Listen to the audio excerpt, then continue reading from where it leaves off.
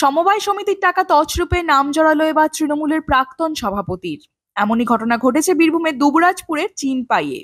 অভিযোগ, প্রায় ৩,৬৪,০০,০০০ টাকা তছরূপ করেছেন তৃণমূলের দুবরাজপুর ব্লকের প্রাক্তন ব্লক সভাপতি ভোলানাথ মিত্র। ব্যবস্থা করে নিয়েছি, অডিট সাকসেসফুল হয়ে গেছে।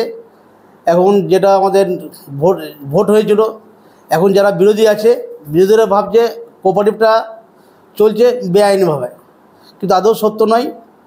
আমাদের কোঅপারেটিভ যে চলছে একদম নিয়ম শৃঙ্খলা মেনে চলছে।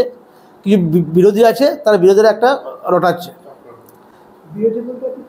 বিরোধী বলতে গেলে আমাদের চিনপাই আছে প্রফুল্ল ঘোষ, প্লাস উনি আপনারাও জানেন, কারণ উনি পঞ্চায়েত সমিতিতে মেম্বার হয়েছিলেন। এই বিষয়টাতে এই মুহূর্তে আমি কিছু বলবো না। আমি যথা সময়ে যথাযোগ্য জায়গায় যা বলার বলবো।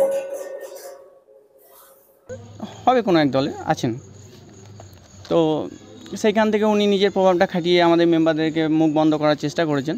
তো আমরা বিভিন্ন অ্যাপ্লিকেশনের মাধ্যম দিয়ে, চিঠির মাধ্যম দিয়ে সেটাকে বন্ধ করার চেষ্টা করেছি। আমরা সত্যটাকে বার করেছি, অডিটারের মাধ্যম দিয়ে, ARCS-এর মাধ্যম দিয়ে সত্য বেরিয়েছে। যে সত্যে আমরা পেয়েছি কি, যে অডিটার সাহেব উনি উল্লেখ করে বলেছেন যে এই সমবায় সমিতিতে প্রায় 3,63,98,351 টাকা আপাতত সেক্রেটারির মাধ্যম দিয়ে দুর্নীতিটা হয়েছে। এই সোসাইটির ভূমিকাটা কি ছিল, মানে কিভাবে? এই সোসাইটিটা হলো আমাদের কনস্ট্রাকশন এবং লেবার সাপ্লাই সোসাইটি, আপনারা নামেই পেয়ে যাচ্ছেন।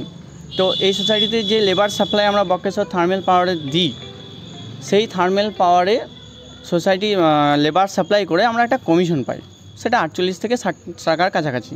সেই কমিশন আমাদের পার ডে ধরতে গেলে প্রায় 30,000 থেকে 40,000-এর কাছাকাছি, মান্থলি ধরলে 4 থেকে 5 লাখ GST FST বাদে। তো সেই টাকা আমাদের সঞ্চয়, সেটা বছরের পর আমরা AGM-এর মাধ্যম দিয়ে জানতে পারি যে আমাদের সমবায় সমিতিতে কত খরচা হয়েছে, কত টাকা আছে, এবং সেই টাকা ইনসেন্টিভের নাম করে বা মেম্বারদের নাম করে সেই টাকাটা আমরা উপভোগ করি বা পাই।